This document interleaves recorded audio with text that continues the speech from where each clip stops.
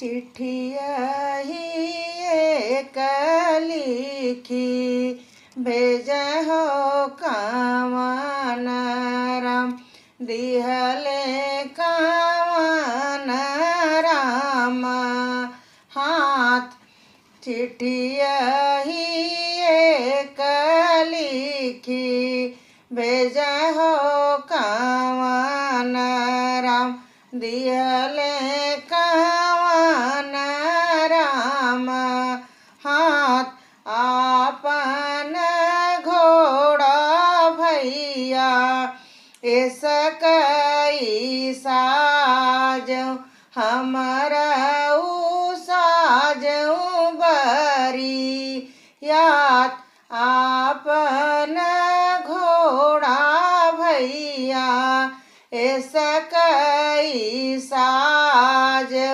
हमारा साजो बरी याद चिट्ठिया